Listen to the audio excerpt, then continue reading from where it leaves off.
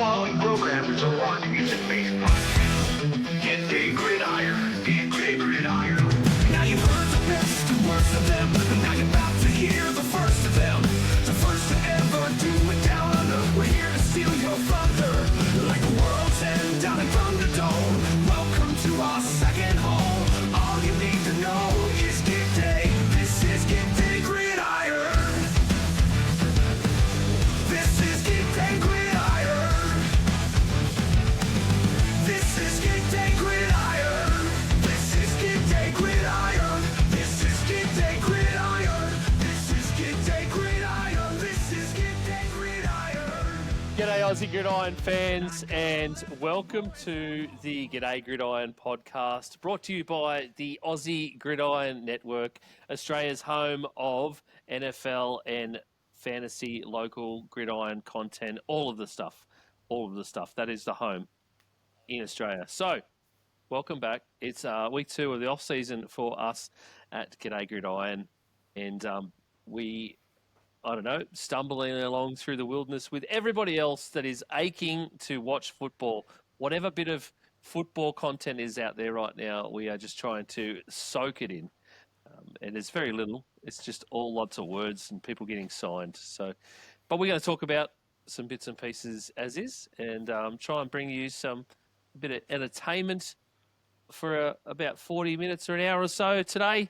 And hopefully you enjoy it. Hopefully some of you have seen the video content we put out on YouTube last week. We're going to start doing that every week now. So you'll be able to watch, if you're not watching it right now on YouTube, you'll be able to watch our show on YouTube, see our slightly lovely faces over there. So jump over to Pastry Press NFL on YouTube and you will find our show there. That is, of course, Pastry Press NFL is Manjot's lovely YouTube page that we use here at the Aussie Gridiron Network, and he's been doing some great things. So I'm, of course, joined by 2 amazing gentlemen once again this week. We have our number 1 NFL analyst in all of Australia, and of course the AGN coach. We love to call him our coach. Is, of course, Brad Cummins. How you going, mate? Yeah, doing really well. So it's we've finally dried out here in Queensland, so it's football season. It's the how would you say it? The peak of the off season, kind of.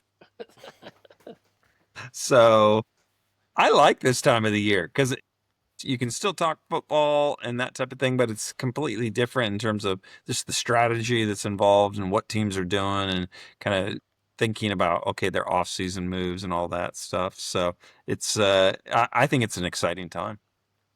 It is, absolutely. It's still an exciting time, Brad. I agree. It is an exciting time. You watch all those players getting signed and everything happening. It's exciting to see what's going to happen with your team, and whether or not your owner spends over $6 million on a free agent. No, we're not going to talk about my team. Okay, that's the rules are we do not talk about the Cowboys. Who made that rule? I don't remember making that rule. And I'm sure our other voice, our other face here, does not remember making that rule either. He's, of course, our AGN O-lineman, the best of us, the only one of us that really plays the game here in Australia. So he brings all that knowledge. But he is, of course, now a championship-winning O-lineman with the South Australian Uni Hogs. How you going, Nick?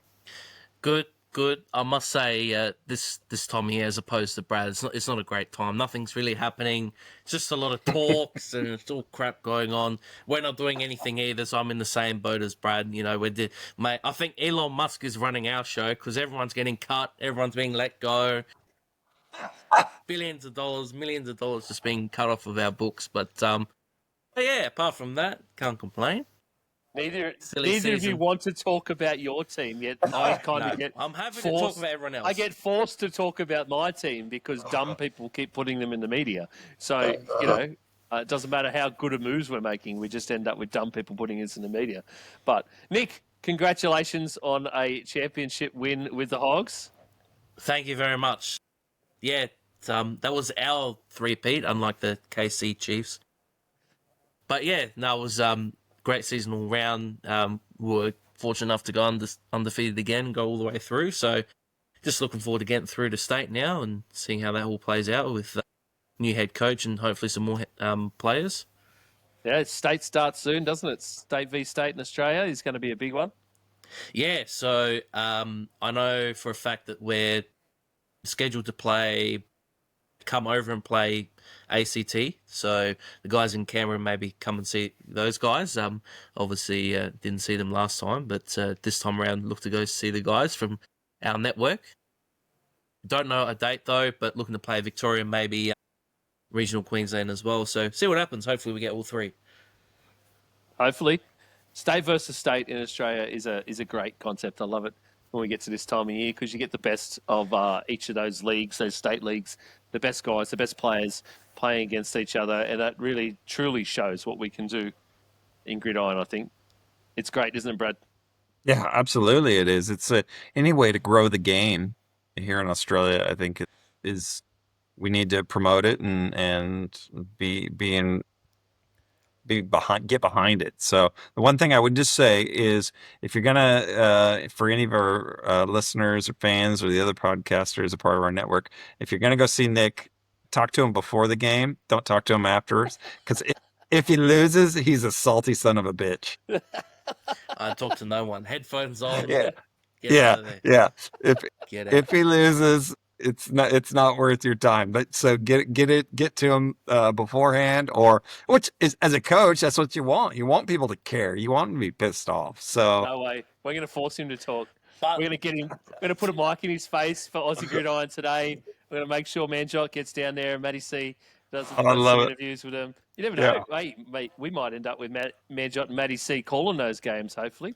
Yeah. I'd love to see that happen. Let's get that happen. Absolutely, But wouldn't it? even before games, I'm like no nonsense type operator. I don't talk to no one. Headphones Yeah. in, Headphones. just ready to go. So what I'm saying is, I Yeah. don't talk to anyone at all, like until the game starts, and that's it. Casual. Yeah, you're yeah. Do you I don't wait? like Do you to talk to anyone. on game day? Do you wake up like that, Nick? Because I know, having coached you, you kind of count your when you arrive to the match, you're like that. So do you wake up like that? 100%. Like, because we play on Saturday morning, so I'd get Yeah. up at so we played most of our games this year at 11, so I'd get up at about 8 o'clock, and straight away within 2 minutes, I have the headphones on, like full, like when I listen to music through my headphones, it has to be full blast, and when it's game day, it's just pedal to the metal, pump it up, I just start from then, because it just gets me in just like a zone, go through warm up, just flows from there. You got to blow your eardrums. This is how serious players in Australia still take this. You got We to do it blow for your fun. eardrums, blood. Yeah. You're an amateur over here, yet this is how serious you take it in Australia. Yeah. What's the game day playlist like, Nick?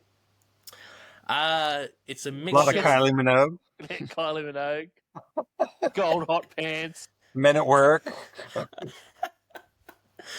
You need a bit of a mixture though. It can't be full on just for like 3 straight hours. You need some stuff that sort of gets you just a bit calmed down, but then a lot of stuff towards the end that just gets you climbing to that moment. So you need a bit of a Totally. mixture. Disagree, 100%. I used to drive to all of my football games in the afternoon with music as loud as it could possibly go in the car.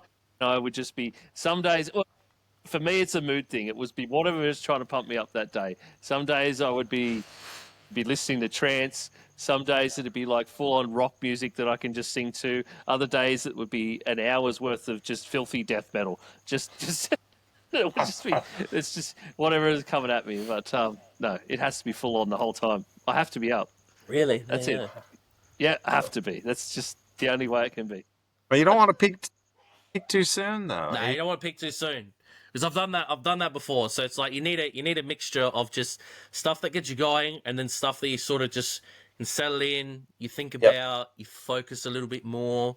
Like it's like when you study, you have like some music on in the background. Like you don't want like full blaring in your ear, just stuff that keeps your mind moving. It's a science. It really is a science. You want to get it's a delicate balance, just getting everything right. This is what I've been doing wrong my whole life. Apparently, that's how you're supposed to study, is it? Yeah. One on the dumbass. Now, what makes it really confusing is you put YouTube on in the background. You listen to this podcast, and you're trying to study, and you're listening to us numpties talk at the same time. I can't do it at work. I'll some days I'll put YouTube on and it'll just be in the background and it'll be music on YouTube, and I'll be putting it on. But then something will come on and I'll be like, oh, what's that? And I'll flick over and I'll look at what's going on in the video, and all of a sudden half an hour's passed because I've been watching whatever's on YouTube. Like, it just does me in. And then I start going, I got to focus, and I have to get up and go walk around the yard and just just try and shake it all off. No more dwarf tossing. Yeah. I was listening to live DJ mixes the other day, and all of a sudden I flick over and I'm watching this DJ do their set with all these people around them in a club. And I just sat there watching it for a fucking hour. And I realized all I was doing was people watching. And it's just exactly what I would be doing if I was in that DJ club. I would have been upstairs just people watching, because that's just hilarious. what I do. That's hilarious. Yeah, I'm a people watcher too. And then I'm just like, god damn. And I had so much work to do. So I had to go for a walk around the yard for 20 minutes and try and shake it off and get focused again. You get down some rabbit holes, for sure. Definitely some rabbit holes. Damn, ADHD just kills me every time. So it's just... Love it. Speaking of focus. How about some news? There's been a bit of news that has happened this week, so let's just go through a little bit of news and a few of the big headlines out there, and just see what the boys think of what's been going on. And then later on, we're going to ask the boys what's on their mind, and they can just bring up anything that they've been mulling over the last few weeks as we've gone through all of this, navigated all this world.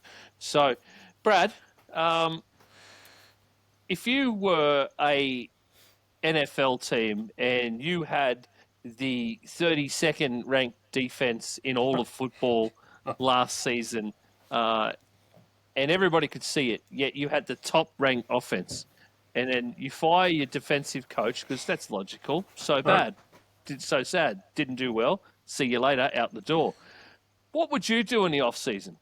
Would you pay two of your offensive stars $276 million? Let me answer that with a big no. I'm sorry, Brad. Did you say? Oh, absolutely. A big fat no. Well, guess what? The Cincinnati Bengals did. The Cincinnati Bengals gave contracts out to T. Higgins and none other than Jamar Chase this week. Of course, everybody's been expecting Jamar Chase contract to hit. It's been sort of put on the table for a while, even as far back as last season before Justin Jefferson did his. They were very adamant they were going to make him the highest paid non-QB in the NFL. Of course, they didn't quite get that far because of Max Crosby. So he's now the highest paid wide receiver in the NFL. He has become this week. He surpassed Justin Jefferson's contract by $5 million per year. 4-year, $161 million contract to Jamar Chase. And Bengals gave T. Higgins, who was, they franchise tagged him for the second time. So he looked like he was on the chopping block for a while. There was some talks of trying to trade him and maybe just even just moving on from him. But no, T. Higgins gets a $4-year, $115 million contract this week at exactly the same time as Jamar Chase did. It's very interesting, both those news dropping on the same day. And now, apparently, they're still looking. Well, you would think that they would put Trey Hendrickson on the outer, but apparently the Bengals are still looking to get a contract done with Trey Hendrickson and pay him as well. It just seems insane considering how bad their defense was last season. Yeah, it's pretty mind-boggling if you ask me. And then the thing that I don't get about the whole Chase situation is they could have done this last year and they would have saved themselves a heap of money. When what was it, Nick? Was it Bosa who was the highest paid player? At the time it was Bosa, and then it moved obviously with CeeDee Lamb, then Justin Jefferson, and then there was someone else. I can't remember who the last one was before Chase. It was someone else. So- But yeah, you're right. Crosby was this in the last couple of weeks. He was Yeah. the highest paid player. Yeah, But but QB. they had plenty of chances to do this to make him the highest non quarterback, and they would have saved themselves, at 20 million at least by doing it. So At least, Brad, at least. yeah, yeah. So it boggles my mind. If you know you're going to sign this guy, if this is a stud, Jerry Jones, in case you're listening, and you got Micah Parsons, just sign the damn guy. It's just, if you know he's a stud and you want him, just sign him. So I don't get it. And the Trey Hendrickson thing, that's just apparently that he is on the chopping or the trade block, but they're asking so much. They're asking like a potential first rounder for him, which they're not going to get. So it's 2, Brad. I heard 2 at one point. two. No, not 2. You won't get Two. I guess- The only 2 is in the toilet. I mean, there's no way, man. Yeah. So they got to get him because, you talk about them getting fired, the defensive coordinator getting fired, and it's natural, but it wasn't his fault. He had nothing to cook with. There was no ingredients in the kitchen. It's just, It boggles my mind too, Brad. The only reason I can think you make these moves right now, even if they do extend Trey Hendrickson and you pay all these guys, is if you are confident that your defense is going to come out better than they were last season. yeah, But yeah. if that happens, then what are you really saying? You're saying that Lou Anarumo was a bad coach? Because he's not, and he never has been. So it's very strange not to make any defensive moves, really, because they've really made bugger all this offseason so far. So unless they're going to look to spend their draft picks just on defense, which can be a total crapshoot, it's better. It is. You have better luck with defensive draft picks than you do with offensive, that's for sure, because they tend to be a bit more solid and the players know exactly what they want to do. But unless you're going to spend that there, then I just don't understand it at all. You've done nothing during free agency, really. It is a deep D-line draft as well throughout most of the rounds, so it's something that they'll definitely look to, because I don't think they'll keep Hendrickson, because there was reports that a couple of teams had met his financial demands, but obviously the trade factor is something that hasn't been met as of yet. So, unless they're willing to draft day trade, you never know, Nick. Yeah, I was going to say, unless they're willing to do that or let him, get to the, his final year of his contract, which is not smart because you end up getting nothing for him. They better bulk up now. That is the thought. Maybe a lot of the top D guys are sort of going early in the draft, and someone down the bottom is really hankering for a good defensive lineman, and you might be able to slide yourself back into the bottom end of the first round by trading Hendrickson. So you never know, but it's just, their O-line stunk as well. So that's the other thing. And this isn't a great O-line draft, and they've done nothing to really address that.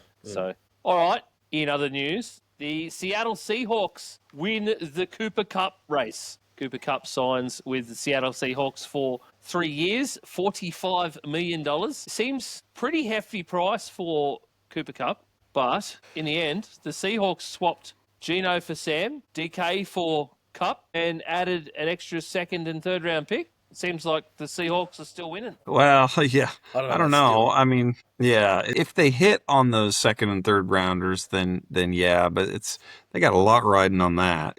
I understand the Geno thing in terms of the finances, and you're taking a little bit of a gamble on Sam, and you're hoping that the offensive line, up to its potential last year, they regressed. So you're hoping they kind of go back to 2023 form and improve upon that. I think the DK for Cup, that's a straight loss type thing, because it's not going to be Cooper Cup of old. The dude, he's just a little too old, and Dallas was in the running because apparently Dak and CD were actually trying to get Cup to come, but once they got involved, the reports are once Jerry got involved and saw the numbers that Cup wanted, he immediately said no way. So that's one move. To be honest with you, I don't blame him. I would love to have had Cup, but not at $15 million. To me, I just can't get around that. I don't know what you think, Nick. Nah, you're right. I wouldn't have done that either. Because are you going to get a dozen games out of Cooper Cup this year? It's very much up in the air. The thing that I sort of... You're hoping so, really, aren't you? At that money, you're hoping so. Yeah, of course. You'd be hoping that you get north of that. My sort of thing I keyed in on, obviously mentioned before about Gino for Sam Darnold. For me, if you look at Sam Darnold, are we really buying, the situation that he was in last year, had a better offensive play caller, had a better offensive line, had a better run game, and had, best receiver in the game, a better receiving core as well. So, is he really going to produce as much as he did last year in a worse situation? Don't know about that. Their receiving room, outside of their receiving room, everything else is pretty much the same. Like, they're bringing guys back, which probably means that in that aspect, across the board, they may get a little bit better. Is that a me or you thing? But with Sam Darnold, is he going to be as good as he was? And their receiving core, they've got JSN, who'll be their number one now because Lockett's gone as well. But are they going to get that same sort of value, in their passing game now? Or are they just going to be more of a running team? It's a bit weird, but I still see them probably at this stage, barring the draft, probably treading water with probably what they were last year. The Sam Darnold signing, though, looks even better this week once the actual numbers came out for his contract. Because how much of it was guaranteed? Everyone was saying it was 3 years, it was $110 million. Well, so what it actually is now is 3 years, $100.5 million. It ends up being this season, they essentially got him for one season without sort of, essentially got it for one season. They can get out of it without any real practice in the next couple of seasons if they cut him.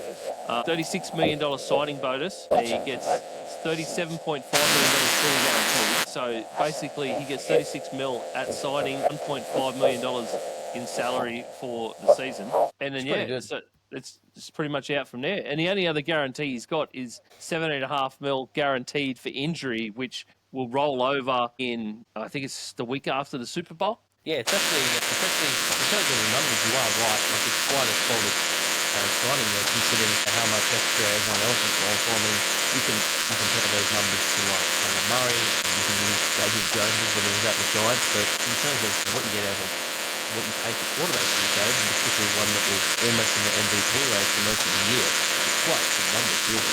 Yeah, so $1.5 million salary, $36 million fully guaranteed at signing, and then the only other guarantee for this year, like I said, $7.5 for injury, which rolls over week after the Super Bowl. And then after that, so basically, if they want to cut him before early February next year, so out of it is hardly any taxes. It's just insane. It's actually a really good deal, and I think it forces Darnold to prove it deal again. So it forces him to play well, and it forces him to figure out how he translates last year's successes into this year's successes, which is probably the biggest thing for him. All right, other news, an actual player trade. There's only been a couple of those so far. It's been a weird. The kind of trade running back Jordan Mason to the Vikings. A 2026 sixth rounder. And the team swap picks 160 and 187 this year. It's it seems like a little bit of a steal, Nick. Yeah, I'm sort of surprised. I mean, from our end, there was no sort of leverage. Unfortunately, we probably wouldn't have had any intentions of re-signing him because, we've got McCaffrey already. You sort of don't want to be paying two running backs at the same time. And really, Kyle Shanahan, he's got the factory of running backs, so we don't really have an issue with running backs there. But probably thought we could have got a little bit more out of it. But at the end of the day, it's good to see that he may get some more reps now. I felt he definitely, when McCaffrey came back, he should have got more reps still because he sort of got taken out of the rotation almost entirely with running back snaps for some reason, and it was second behind Henry in yards per carry, which was quite weird. But yeah, it's good to see that he'll get some more reps now, potentially at the Vikings, maybe trying to fight for that number one spot. Yeah, he'll definitely get a few more reps. The Vikings gave him a 2-year, $7 million fully guaranteed deal as well, so they can get out within a year if they want to as well for very little. That's $3.5 a year basically. And Aaron Jones isn't a 3-down back these days anymore, so you really needed someone decent to be in a rotation with him. And I think this increases the Vikings running back room. Really, it's a bit of an upside. Very much so. Sticking with the Vikings, something that came out today: wide receiver Rondale Moore is confirmed to the Vikings. The Vikings have signed him from free agency to be their wide receiver 3. They've also confirmed, and this is the big news, and thank God the rest of the world can see the actual brain power and the sense in this, the Vikings finally confirmed that they're out on Aaron Rodgers, and it's McCarthy's team. So thank God they finally came out and said that, so all these dumb Viking fan pages can stop carrying on with this "we're going to sign Aaron Rodgers" nonsense. Well, have they confirmed it though, in the sense of what I heard, the latest what I heard was that they're going to progress as if he's not the quarterback, but they're leaving the door ajar. Yes, so they confirmed that they're going to basically give JJ first team snaps in preseason. Okay, So okay. that's sort of saying that it's JJ's team. Everything that they've said outwardly about him and to all the sort of the Vikings reporters and things like that has been that they absolutely love this kid. Everything down to just his attitude last season. So, like, he got hurt in preseason. He could have just gone off into the wilderness for a year. You couldn't have heard from him. But he was guys like Cam Hayward, who we unfortunately did have to move on from as well. But like Cam Hayward said that within a week of him being hurt, he sought out Cam Hayward and said, "Can I come and watch film with you? I want to see how a lineman watches film. I want to see how." And he sought out defensive line guys and went and sat and watched film with them because he wanted to see what they saw from their side, what they were watching on their film, and pick their brain. And he sat with different guys all season apparently and watched different parts of film and how they wanted film and picked their brain on how they did that and that. Sat around in QB stuff, picked up the actual offense, picked up how things were, talked through it with him in the rooms and on game days and things, and did all sorts of stuff. They love him for what I think just the brain power that he brought to that and just the attitude that he brought to it. And he's won all through high school and college as well. So there's definitely the skill is there, and you can work with the skill. So I think they really love him, and they'll go forward. They're obviously making a lot of moves. The Vikings have made a lot of moves to make sure the rest of the team around that quarterback position is as good as it could possibly be. That's what's been happening. So regardless of who was going to be at quarterback, the rest of the team is going to be rock solid. And I said it last week, going with an aging statue who can't move out of a pocket anymore, who might be the best passer we've seen in decades, but if you can't move in today's league, then what's the point? So that was never going to be it was a moot point. You weren't going to get a statue in a Kevin O'Connell offense. It just, the two things don't go together. Anyway, too much Vikings talk. See, I just get fired up. And of course, if we do sign Rodgers, I'm out for the whole season. I'm just fucking done. So I'll be a Buccaneers fan and I'll just follow Baker for the season, basically. So it's just. Now you're just gonna follow That's wherever just wherever Jameis Winston goes. Yeah, that's what you're gonna be. Oh, we still haven't signed a backup QB yet, and they keep saying they're going to sign a veteran backup QB. And I'm just waiting for, come on, Winston. Gardner Minshew, I wasn't going to bring this news point up, but Gardner Minshew signed with the Chiefs, and I was bitterly devastated. I was so devastated. I was so upset. When that news came out the day after we did our podcast last week, Brad, where I was talking about how excited it would be, and it would be a day one jersey purchase, and then Minshew goes and signs with the Chiefs, which is a great signing for the Chiefs. Signing for the Chiefs. I think. Bet it is. It's a great home for Gardner Minshew. He'll absolutely love it there, and he will flourish, and he might end up with a ring because they signed him for a couple of years too. So he might end up with a ring out of it the next couple of years. But good on him. For Jameis. Good on him. Give me. Yeah. I can't have Gardner. Baker's already signed somewhere else. Give me Jameis. Come on, let's just do it, Vikings. Jameis Winston. Somebody else. We'll probably end up with Flacco or someone anyway. So. Oh goodness, we'll see how we go. No, I don't think it'll be Flacco. He's 43 this year, for God's sakes. He's going back to the Browns. That's so insane. Yeah. Who knows? Speaking of aging quarterbacks and ones who don't like to move out of the pocket so much, Kirk Cousins stays with the Falcons. Why do I bring this news item up? Because it's insane. Kirk Cousins has now guaranteed $100 million from Atlanta, who are still hoping they can trade him once the QB market settles down. Brad, where do you think might be a good fit for Kirk Cousins? Well, I wouldn't mind seeing him in Cleveland, to be honest with you. We were talking a little bit about this in the green room before the show. I think Cleveland has a decent potential. I don't think they're gonna scare anybody necessarily, but if everything fell right, they could be in a playoff hunt. So that's, to me, makes the most sense. I don't know, Nick. What do you think? Is there a team out there that tickles your fancy? There's not a big market. If I had to pick another team, you can go maybe by default because they really need another quarterback in their room because they've only got one at the moment, is the Giants. Yeah. But yeah. in terms of a better fit for himself, you know, if the Titans are committed to drafting Travis Hunter, then it could be a good spot for him where if, you know, the Titans aren't really sold on Levis, they're not sure what's going on, it could be a spot where he can come into it. Or if Levis doesn't have a good preseason, maybe he might be starting. That offensive line is improving with the Titans, and their defense is really good, so they're quite set up in those spots. So it's just really about, you know, getting some weapons. You know, they've got Tony Pollard as a running back, so in a weak division as well, you know, who knows what could happen. Yeah. knows? Yeah. Someone's going to end up with him. He's got to play football somewhere. But even if he doesn't, that man has amassed about $330 million in his career. I need that man's agent. I'll tell you what, it's Oh, insane. Everyone talks about like Mulligata and stuff like that, but Cousins' agent is number one. That guy has Number got one. guaranteed contracts across the board. Everything has fell right for him in terms of like contract wise. Yeah, and correct timing as well. Yeah. Just Yeah.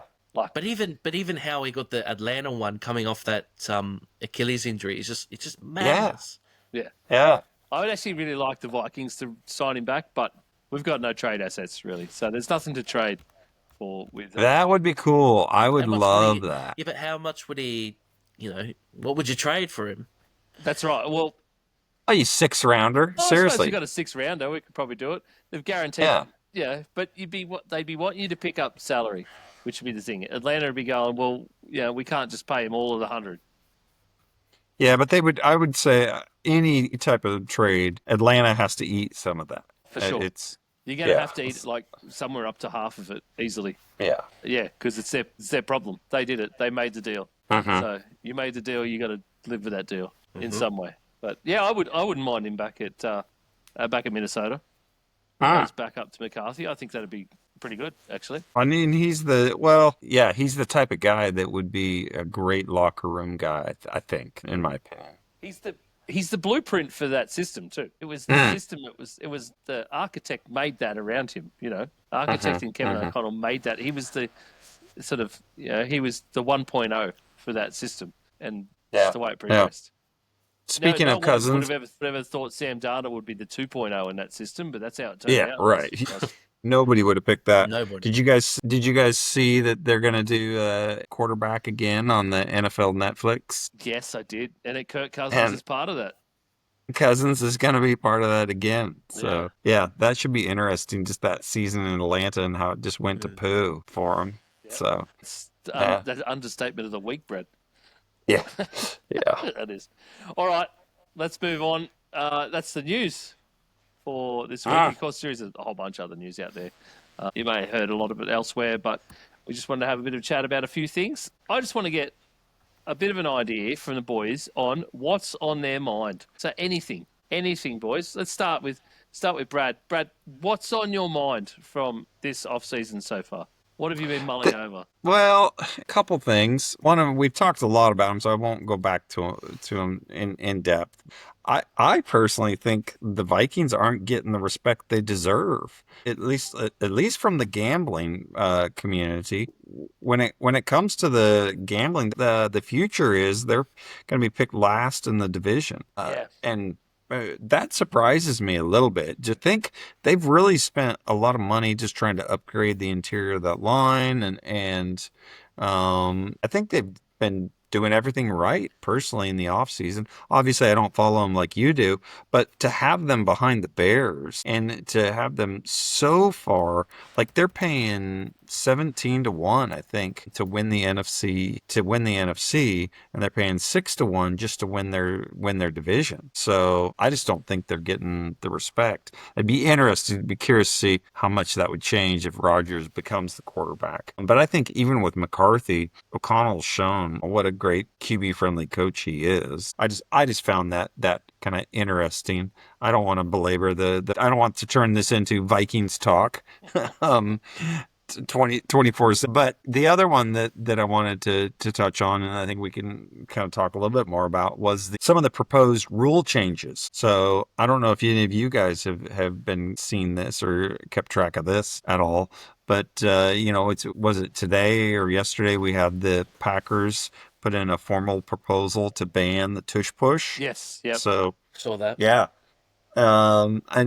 Which, I mean, you can understand why they did it. I think they've lost at 2 games where they had like 4 different tush pushes that cost them the game. I'd be curious to see if that actually does get some traction, if that one. And then the other rule change is the overtime. So they're saying that overtime should be the same for the regular season and the playoffs, and that no matter Yeah. what, both teams should have a chance to possess the ball, just like in the playoffs. So I thought that, yeah, were fairly interesting. I don't know what you guys think about the tush push or any of that Yeah, stuff. that's a really the overtime ruling is a great one. And of course, that moves on from we changed that ruling for playoffs already, and it would be to the same scenario as what playoffs are currently under now. I think that's actually a great rule, and I think that's a current rule that frustrates the hell out of a lot of fans already. So I think that's a great rule change, and they should definitely. I can't see that one not getting adopted because it's shown that it works in playoffs already. So because of that, it'll work during regular season as well, and it's so logical for those really good games where it is very close. There's another couple there as well. I think the Lions proposed an amendment to eliminate an automatic first down as a penalty imposed for defensive holding and illegal contact. So it wouldn't be an automatic first down for defensive holding, which was I like interesting. that. I don't I mind like that. that. I think that would be a good one. Mind that. I dropped out there for a second. Did you talk about the I think it was the Lions who proposed about the rule changes with the wild card seeding? I don't know if you Oh, if I you was going heard to bring about that that. up. That's the most I think it was cooked someone one. else. Sorry, boys. Yeah, I think it was read? someone else. That's all right. That's all right. No, all right. Yeah, so Have the you Lions, have that you was have the you guys most, heard that of was the that one? most cooked one. Yeah.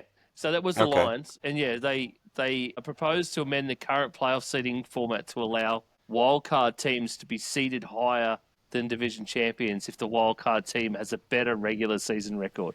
So essentially, the top one in a division, the number one would get you by.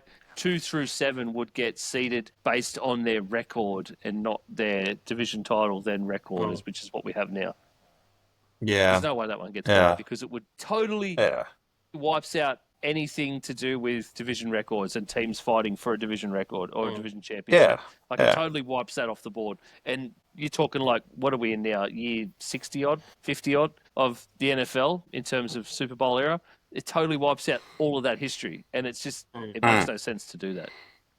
And it devalues Yeah. the division games as well, like in not Yes. just the Exactly. records, but particularly the rivalries within each division, but also the last round is all division games, and there are some Yeah. times where there could be a situation where it's across both the division games or even one of them where it's like, oh, if this team wins and this team loses, they're in the playoffs, they're not, sort of thing. So you really sort of take away that aspect as well. I get you probably still have it with the wild card, with the 6, 7 seeds and the 8, 9 and all that, but it's there's no really point in the divisions then. Like, what's the point in playing 3 teams twice a year then? There's no real point. It essentially changes the makeup of your entire season and your format, your schedule. Because why bother having that schedule where you play an AFC division every year? Like if you're an AFC team, you play an AFC division. Someone from another conference. So you don't need any of that. You're essentially just going to play all teams from your own conference. So you just play NFC teams and you just play AFC teams, and then you meet in the playoffs somewhere, or in the Super Bowl basically to go head to head. You'd have to change that whole thing because you're right. Yeah. It just does away with division stuff altogether. So you may as well just play all the other teams in your conference. And then it's pretty much like the pro version of college. Like you'd play everyone in your conference, and then you'd have a few games that are random with like AFC teams or with NFC teams. So Yeah. it's pretty much like another version of college. Yeah. Yeah. I don't think the Lions have thought that one through enough in terms of a proposal there because it was never going to get up. But it's pretty short-sighted just because their division is the toughest right now. But you don't want to throw away history and then throw away the future just because your division's tough. I think they're more so hedging their bets. Like if they slip to that second place in their division, then it could be a 2 seed or a 3 seed instead of a 5 seed. Yeah, I'm just thinking maybe they'll be like, well, let's just try it for a year or 2. Let's just do a 2-year probationary period, see how it goes, just while they're really good. Nah. Do you guys think that though that the tush push should be banned? I don't think it should. No, 'Cause, because like, it's still just a football play, and it's too Yeah.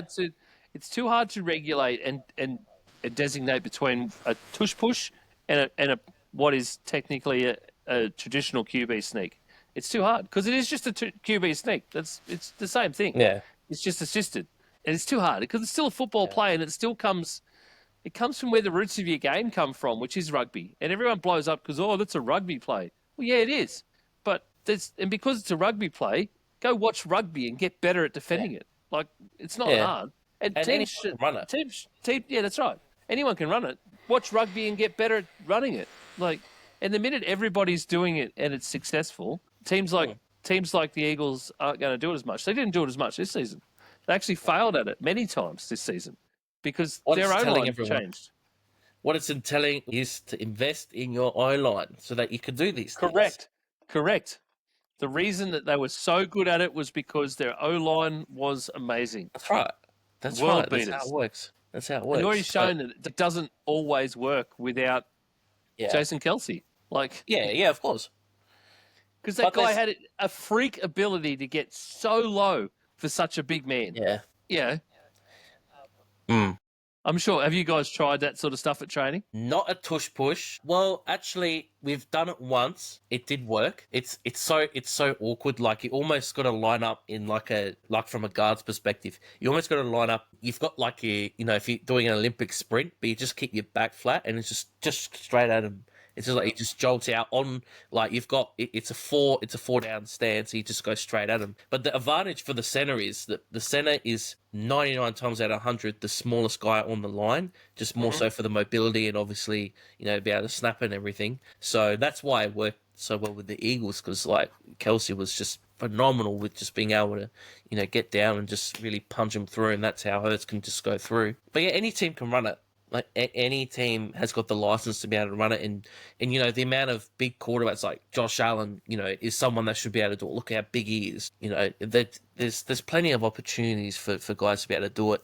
Because a lot of what I've heard surrounding the rumor to try and change it is a lot of guys that have played on the defensive side of the ball were saying, well, this should be taken out because, we've had some things on the defensive side that have been taken out that we can't do as well. So, which I do agree with. You got to be fair on both sides, but you shouldn't be taking out stuff like this because it works. I feel like if it's something that only a specific team can do, that's different, but anyone can do it, really. Yeah, Anyone can do it.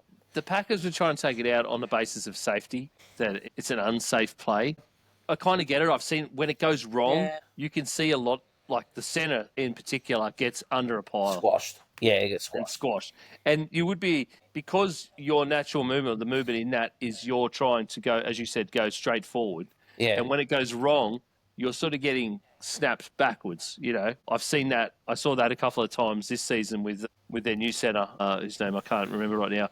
But he did that where he didn't go straight forwards. He went sort of forwards and up and then got pushed by the D line. And he was basically getting pushed backwards with his legs in an odd spot, and then the pile collapsed on top of him. But you can kind of really go, tricky. It's hard, yeah. But that's why you get it right. That's why you practice it and you get it right.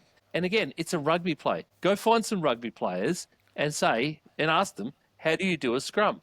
It's just a scrum, for God's sakes. And that's all it is. It's just because Americans took the scrum and decided to de-evolve it and pull it apart and just bring it back to different parts, And that's what the whole line is every time. Every time. It's what a snap is. It's just a scrum.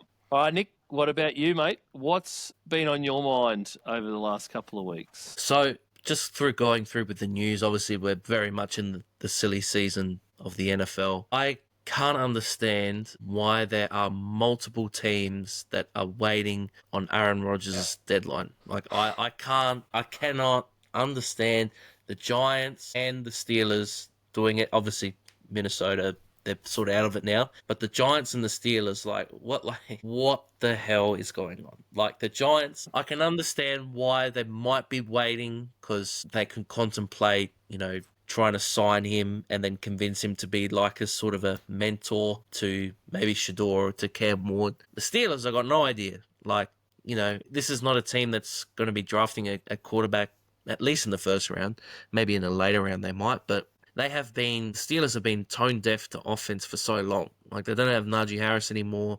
The I-line's still a mess. They'll have both their top two receivers fighting over, against each other this year with Metcalf and Pickens. So it's really a mess. You throw Aaron Rodgers into that mix, man, that offense is going to put that on Hard Knocks. That'll be insane. That will be box office. But I cannot understand why teams are actually, waiting on his deadline. Like, this is not Aaron Rodgers from 5 years ago. We're in 2025. Have we not seen the last, he got injured with the Achilles, but take that out last year.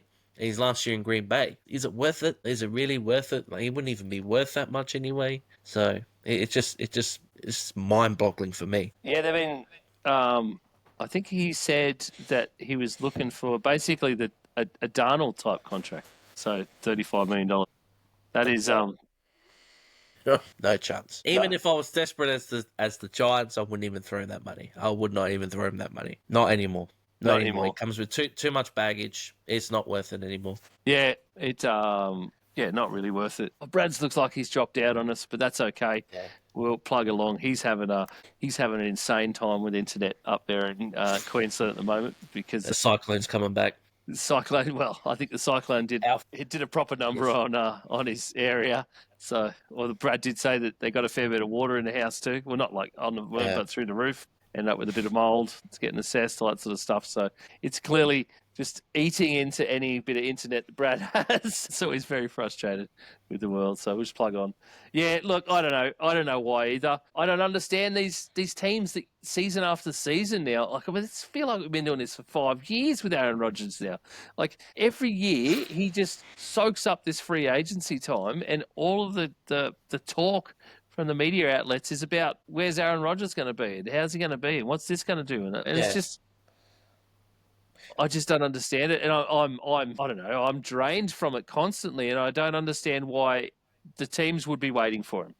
If they've put, let's say the Steelers, if the Steelers have put an offer out to him and said, we'd like you to come here, this is what the offer is, I think then it's basically, you want to be a Steeler or you don't want to be a Steeler. Like, that's it. It's your choice. How it's that? Yeah.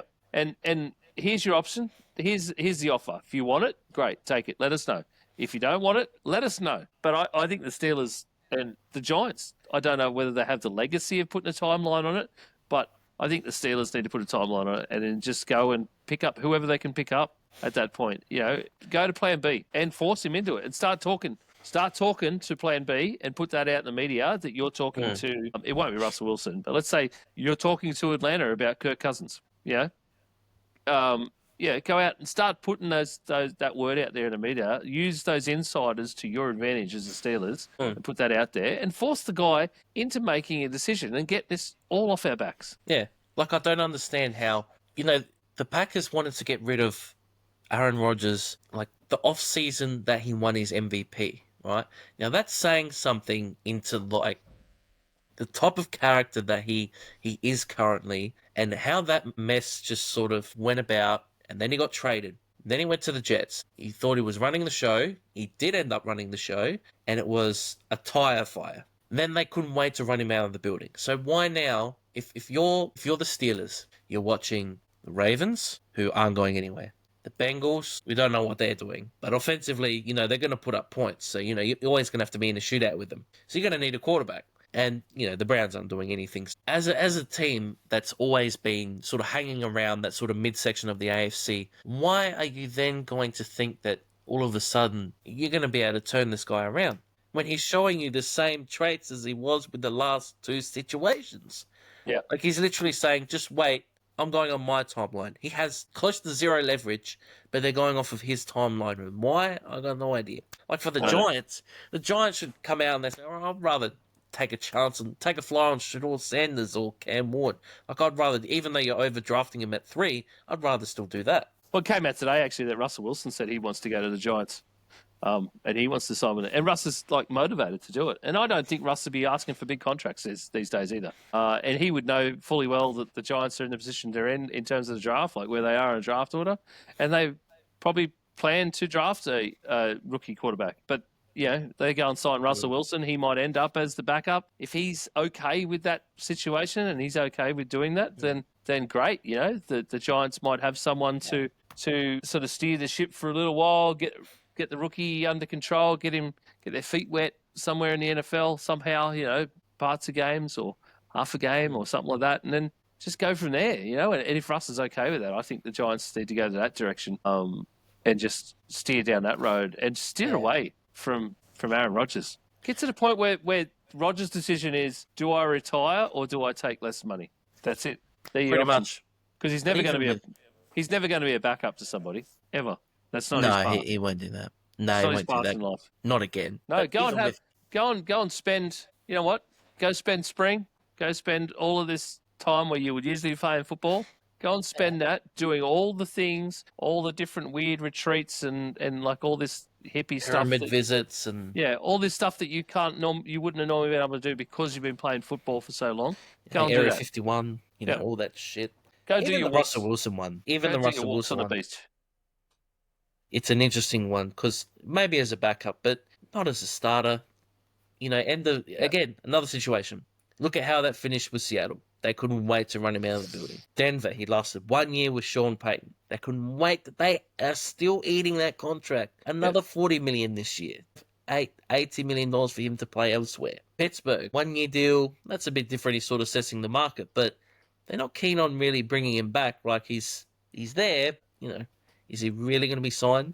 Again, what makes the Giants think, okay, we're going to turn this around? Like, not at 37, not anymore. He's not that sort of player. The Giants are in a weird spot because that coaching staff is in a win now mode, but they don't have the team to be in a win now mode, and they don't have the resources to be in a win now mode. So they're in a very weird spot. But I don't know. You would be saying to Russ straight away that you're like being open, that you're a transition guy. Yeah. And you might play the first 5 games as a starter, but then you're going to back up the rookie. And Brian Dable, would be praying that they have Cam Ward come to them and not Shador Sanders, because the lurking of Deion Sanders over your shoulder for the entire offseason, the entire season is going to break that franchise. They're on their They are on their deathbed at the moment from what happened last season between giving the Commanders pick 2 so they can get Jaden Daniels, then giving up, Saquon Barkley to the Eagles, who went on to have an almost record-breaking year and win them a Super Bowl. Like, this team is on death row.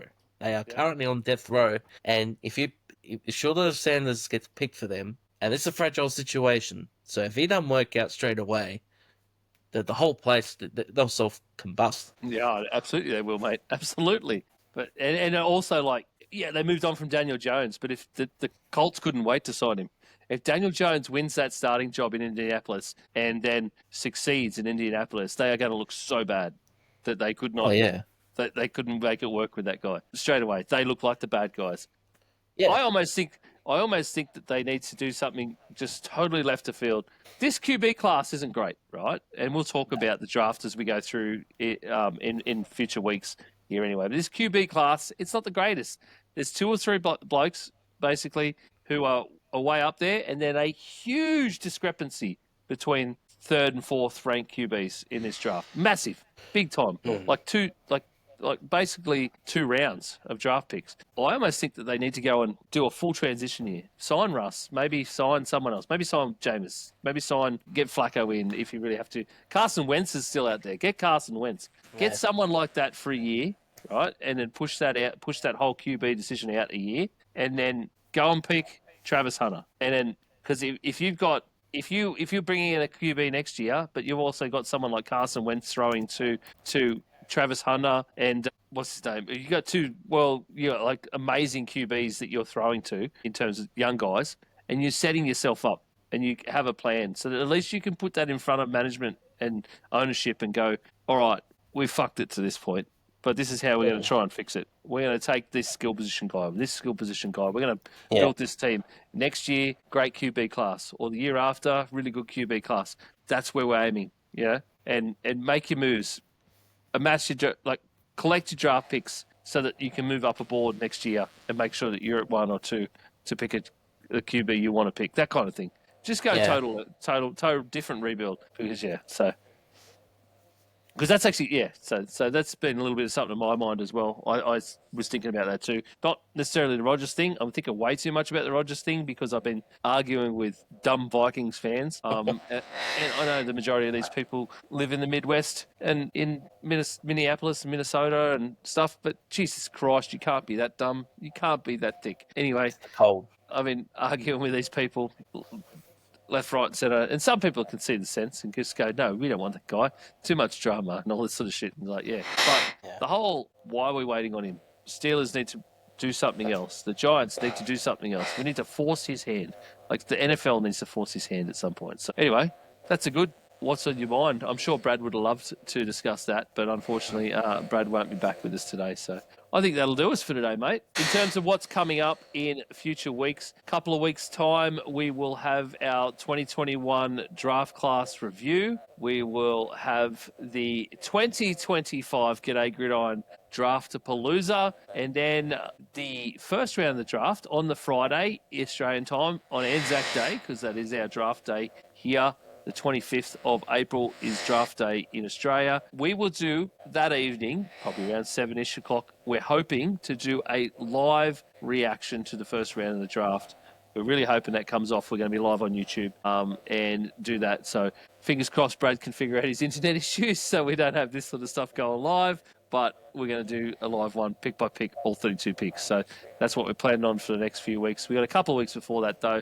So we'll be back next week with a few more topics and some bits and pieces to discuss for about 40 minutes or so. Until then, go and check out our linktree, linktree/Aussie Gridiron Network, where you'll find all of the links to everything Aussie Gridiron Network, all of our shows, our socials, all that sort of great stuff. If you're not watching this on YouTube, go check us out on YouTube and watch the episode there and help us get a bit more traction on YouTube. If you can give us a like and a follow there on Pastry Press NFL, that would be great. Just search for Pastry Press NFL or G'day Gridiron or Aussie Gridiron Network. You'll find us quite easily that way on YouTube. So go there, do that. And on behalf of myself, Brad, who's not with us right now, and of course, Nick, thank you very much for joining us. And we will see you next week.